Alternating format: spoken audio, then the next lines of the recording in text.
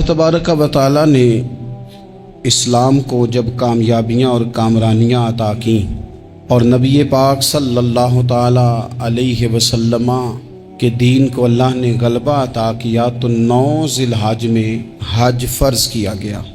हज इससे पहले भी किया जाता था, पुरानी शरीयतों में भी हज़रत इब्राहीम अलैहिस्सलाम के तरीक़े पर हज होता था। फिर कुफ़ार मक्का ने, कुरैश मक्का ने उसमें कुछ गलत रसूमात शामिल कर दी। कपड़े उतार कर माज़अल्लाह काबे का तवाफ़ करना, कुर्बानियों का गोश्त खाना काबा की दीवारों से मलना और भी कई बेहुदा रसूमात इस पाकीज़ा और ख़ूबसूरत अमल का हिस्सा बना दी गईं। फिर 9 ज़िलहज को हज फ़र्ज़ हुआ। नबी पाक सल्लल्लाहु ताला अलैहि वसल्लम ने हज़रत अबू बकर सिद्दीक़ को अमीर हज बना के रुखसत फरमाया। देखे कहाँ कहाँ महबूब उन्हें अपना नायब बनाते हैं। अब 9 को तो हुजूर ने हज़रत अबू बकर सिद्दीक़ को अमीर हज बनाया और फिर ऐलान फरमाया। जहाँ जहाँ मुसलमान आबादियाँ थीं वहाँ ऐलान कर दिया गया कि आइंदा साल रसूल पाक अलैहिस्सलाम ख़ुद हज के लिए तशरीफ़ ले जाएंगे। अब एक बड़ी तादाद मुसलमानों की जमा होने लगी। ज़ीक़ाद के आखिरी अय्याम में हज़ारों की तादाद में लोग मदीना शरीफ में जमा हो गए। ज़ोहर की नमाज की अदायगी के बाद सीरत निगार कहते हैं कि 28 ज़ीक़ाद थी। नबी पाक अलैहिस्सलाम ज़ोहर पढ़ के हज के लिए निकले और जहाँ आज जुल हुलैफा है, अबियार अली जिस जगह को कहते हैं, मीकात मदीना भी कहा जाता है, वहाँ अल्लाह के महबूब ने पहले रात गुजारी।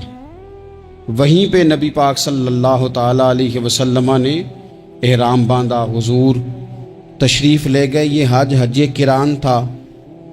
नबी पाक सल्लल्लाहु ताला अलैहि वसल्लम के साथ इस तरह लोग उमड़ के आए। जहाँ जहाँ से लोग थे मुसलमान वो सारे जमा हुए हुजूर के साथ अल्लाह की बारगाह में हाजिर होने के लिए।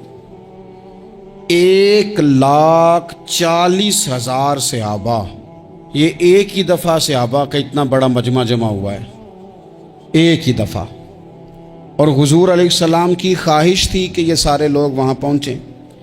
महबूब करीम अलैहिस्सलाम 4 ज़िलहज को हुजूर अलैहिस्सलाम ने तवाफ़ किया, सफ़ा मरवा किया, एहराम नहीं खोला, कुर्बानियाँ साथ थीं। चूँकि ये हज किरान था।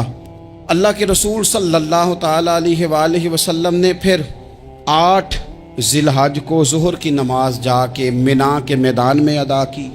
9 ज़िलहज को मस्जिद निमरा के पास कोहे सबीर पर जब सूरज की किरणें चमकी, कुर्बान जाएं, क्या नज़ारा होगा। लब्बैक लब्बैक की सदा आ रही है। दे कौन रहे हैं? मदीने वाले महबूब सल्लल्लाहु अलैहि वसल्लम। हुजूर इस लश्करे हुस्न को लेकर, इस नूर भरे काफिले को लेके, ये कौन है जो हुजूर के साथ सारे निकले हैं? ये कौन है सारे?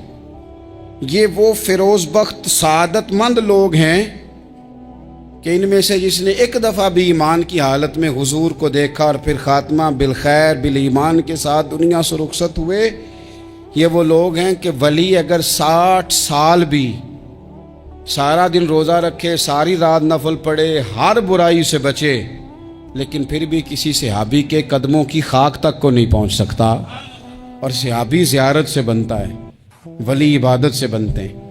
नबी पाक सल्लल्लाहु ताला अलैहि वसल्लम के वो सारे सहाबा कौन है? अस्सहाबिकन नजूम। ये हुजूर की चारों जानिब ये चमक रहे हैं, इन्हें खुद मेरे नबी पाक ने सितारे फरमाया है। एक समत अली, एक समत उमर, सिद्दीक इधर, उस्मान उधर। इन जगमग जगमग तारों में भला महताब का आलम क्या होगा।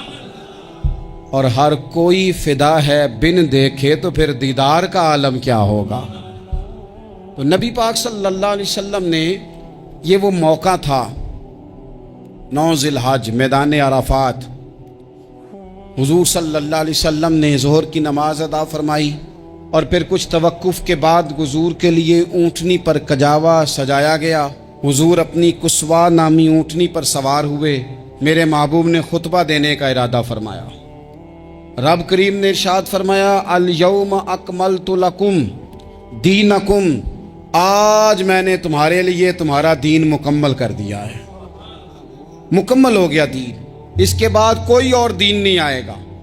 اس آیت نے بتا دیا کہ حضور آخری نبی ہیں، دین مکمل ہو گیا، اب کسی اور پیغمبر کی، رسول کی، دین کی، کتاب کی ضرورت باقی، آج میں نے تمہارے لیے تمہارا دین مکمل کر دیا۔ اور کیا خوبصورت لفظ ہیں، قرآن پاک میں فرمایا وَأَتْمَمْتُ عَلَيْكُمْ نِعْمَتِي، اور آج میں نے تم پر اپنی نعمتیں تمام کر دی ہیں، نعمتیں مکمل کر دی۔ وَرَضِيتُ لَكُمُ الْإِسْلَامَ دِينًا، اور اللہ فرماتے ہیں میں نے تمہارے لیے دین اسلام کو پسند کیا ہے، یہ میری رضا ہے، یہ دین اسلام تمہارے لیے پسند کیا ہے۔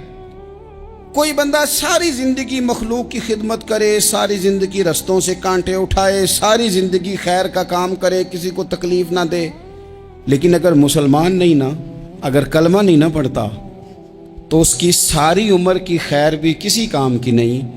اس لیے کہ رب فرماتا ہے جڑ دین اسلام ہے، جڑ ہوگی تو پھر شاخیں قبول کی جائیں گی نا، تو اگر جڑ ہی سرے سے نہیں ہے تو خیر کرنے کا معنی، کچھ لوگ کفار کی، مشرکین کی تعریف کرتے ہیں کہ جناب بلے بلے اتنے ویلفیئر کام ہو رہے ہیں، تو یاد رکھو سب سے ضروری جڑ ہے۔ قرآن پاک میں رب تعالیٰ نے منافقین، مشرکین اور کفار کے اعمال کی بنیاد اس طرح کی بتائی ہے کہ جس طرح پتھر پر تھوڑی گرد پڑ جائے، ذرا ہوا کا جھونکا ہے یا بارش آئے تو پتھر صاف کا صاف ہو جاتا ہے، ان کے اعمال اس طرح کے ہیں۔ اس خیر کا کیا مطلب کہ جس خیر میں ایمان ہی شامل نہیں؟ جب تک بندہ مومن نہ ہو اس کا کوئی عمل بھی اللہ کی بارگاہ میں قابل قبول نہیں ہوتا۔ یہ آیت نازل ہو گئی، فرمایا دین مکمل ہو گیا۔ او میرے بھائیو، خدا را سوچو، کوئی شے مکمل نہیں دنیا میں، کوئی شے بھی، کروڑوں کا مکان بنا لو پھر بھی کوئی نہ کوئی نقص نکل ہی آتا ہے، کوئی دنیا میں شے مکمل ہے ہی نہیں۔ اگر کوئی شے مکمل ہے تو وہ مدینے والے رسول کا دین مکمل ہے، مکمل۔ جب ہم کہتے ہیں نا مکمل دین تو لوگ سمجھتے ہیں تو شاید سادی سی بات ہے، یہ وہ والی بات ہے جو دنیا میں کہیں نہیں پائی جاتی۔ جب یہ آیت نازل ہوئی تھی نا، تو بخاری میں موجود ہے، ایک بہت بڑا یہودیوں کا عالم حضرت عمر فاروق رضی اللہ تعالیٰ عنہ سے کہنے لگا یہ جو تم پر آیت نازل ہوئی ہے نا کہ دین مکمل ہو گیا، یہ اگر ہم پر نازل ہوتی نا تو جس دن یہ آیت نازل ہوئی ہوتی ہم نے ہر سال اسی دن کو عید بنا لینا تھا کہ دین مکمل ہو گیا، الیوم اکملت لکم دینکم، دین مکمل ہو گیا، ہم تو عید بنا لیتے۔ تو حضرت عمر کہنے لگے ہم پر بھی بڑا فضل ہے، جس دن آیت نازل ہوئی تھی عرفہ کا دن بھی تھا اور جمعے کا دن بھی تھا، ایک نہیں دو عیدیں تھیں مسلمانوں کی، دو عیدیں تھیں مسلمانوں کی، دو۔ عزیز بھائی، دین مکمل اللہ نے دیا۔ اور حضرت عبداللہ ابن عباس رضی اللہ تعالیٰ عنہ نے تو ایک مقام پہ اس کا ذکر بھی کر دیا، جب ان سے کسی یہودی نے کہا نا یہ آیت ہمیں ملتی تو ہم عید مناتے، تو فرمایا تم ایک مناتے نا، ہماری دو تھیں اس دن۔ جمعہ بھی تو مسلمانوں کی عید کا دن ہے نا۔ بہت سارے لوگ ہیں بیچارے جو کہتے ہیں اسلام میں عیدیں صرف دو ہیں، اور وہ بھی صرف پریشانی انہیں عید میلاد النبی والے دن ہوتی ہے، اس کے آگے پیچھے نہیں ہوتی۔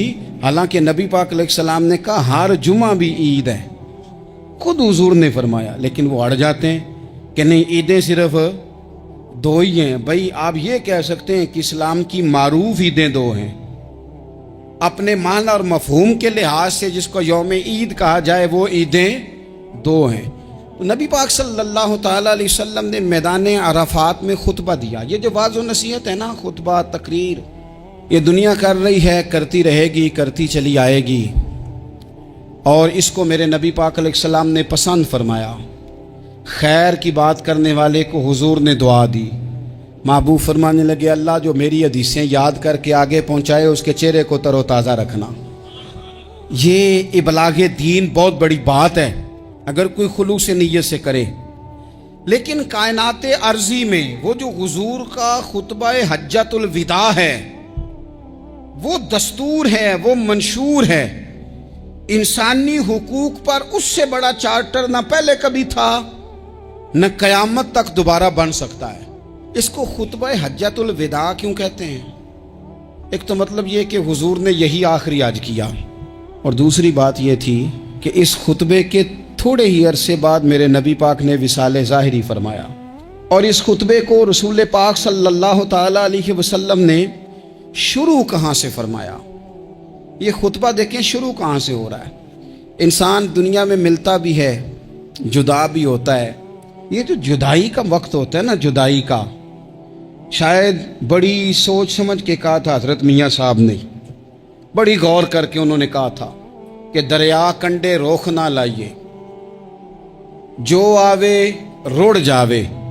آپ میدان میں درخت لگاتے ہیں تو کبھی پھل گرتا ہے تو زمین پہ گرتا ہے، اٹھا لیتے ہیں۔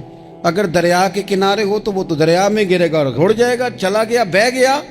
فرمانے لگے دریا کنڈے روخ نہ لائیے، جو آوے رڑ جاوے، تے پردیسی نال نہ یاری لائیے، او دا جدوں دل کرے ٹر جاوے، وہ تو چلا جاتا ہے۔ یہ خطبہ شروع کہاں سے ہو رہا ہے؟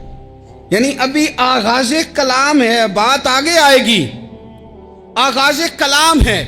میں کہہ چکا ہوں ولی شاید عبادت کر کے بنے، تقوی اختیار کر کے بنے، ولی اللہ کی حرام کردہ ہر شے سے اجتناب کر کے بنے، وہ جس میں شبہ ہے اس سے بھی بچے تو پھر ولی بنے۔ لیکن صحابی تو حضور کی زیارت سے بنتا ہے نا، نبی پاک کی زیارت سے بنتا ہے، اور صحابہ